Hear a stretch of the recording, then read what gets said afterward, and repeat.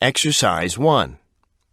Thomas Edison failed 10,000 times until, like a bolt of lightning, the solution to the challenge of the incandescent light bulb hit him, and because of this, he transformed the world. Rosa Parks had no idea that choosing to resist her conditioning, the injustice of racial prejudicing, and risking imprisonment, beating, or even worse, would spark a revolution that would transform history for all men and women, regardless of race. When Mother Teresa chose to leave her position educating the privileged classes of India in order to care for the poor and forgotten, people thought that she was crazy. At the time, Mother Teresa had no idea of the global impact that this decision would have on the world. Albert Einstein received the solution to his theory of relativity while dreaming that he was riding on a beam of light. So too will you receive your aha moments of brilliance unexpectedly and through no effort of your own. Exercise 2. The major themes of country music are work, freedom, and alienation, appearing in approximately 1/6 of all top 20 selections.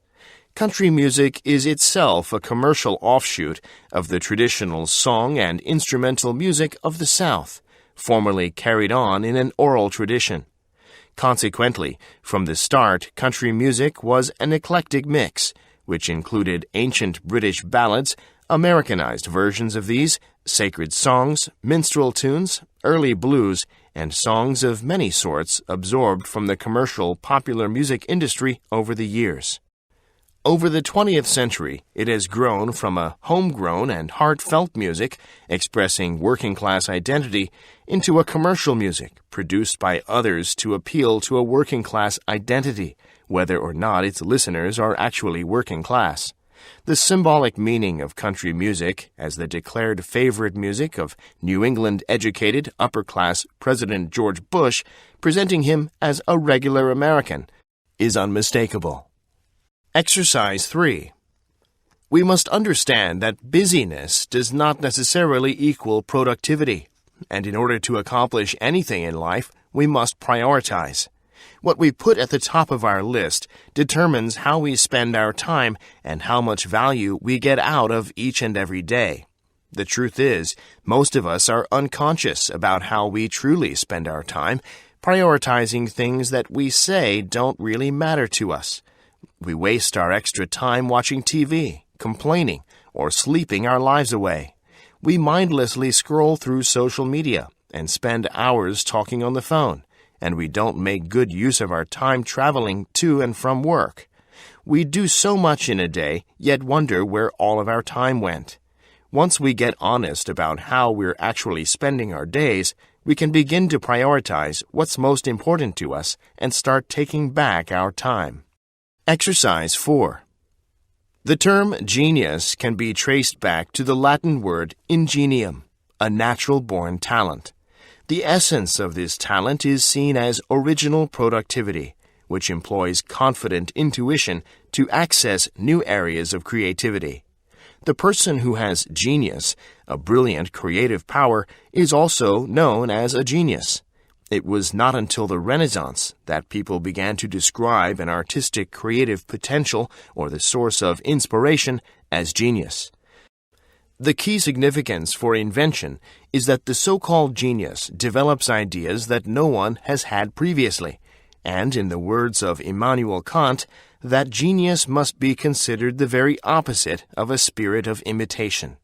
In addition, Kant established that genius cannot indicate scientifically how it brings about its product, but rather gives the rule as nature. Hence, where an author owes a product to his genius, he does not himself know how he conceived the ideas, nor is it in his power to invent the like at pleasure or methodically, and communicate the same to others in such precepts as would put them in a position to produce similar products. Exercise 5.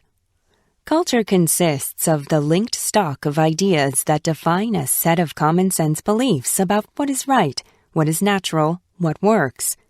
These common-sense beliefs are not universal, but are instead typically bounded by time, as well as by space. Today's orthodoxy may be the heterodoxy of yesterday and tomorrow. Although cultural change is not usually perceptible from day to day, when we look over a longer time span, it becomes apparent that even the most fundamental assumptions about mortality and the standards by which quality of life should be evaluated are subject to change. In his 1972 paper, Anthony Downs offers a vivid illustration of the extent of cultural change with his observation that 100 years ago, white Americans were eliminating whole Indian tribes without a blink. Today, many serious-minded citizens seek to make important issues out of the potential disappearance of the whooping crane, the timber wolf, and other exotic creatures. Exercise 6. Recent psychological research has revealed that college students who look at a 2-second video clip of a professor teaching can predict how students who spend an entire semester with that professor will like that professor by the end of the semester.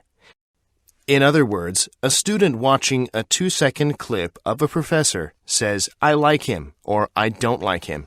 That statement is then recorded.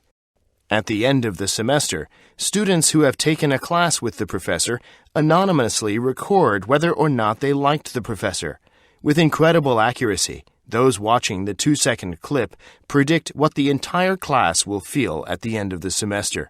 It sounds unbelievable, but it is true.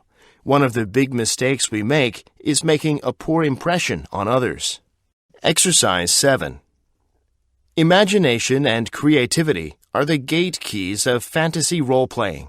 If students cannot imagine themselves engaged by the fantasy world described to them, then the game cannot get off the ground.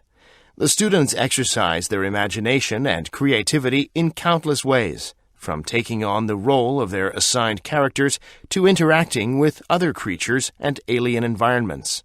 In every case, what is minimally called for is imaginative flexibility in order to react appropriately to the multiple situations the students encounter, while looking ahead to the consequences of various actions and decisions.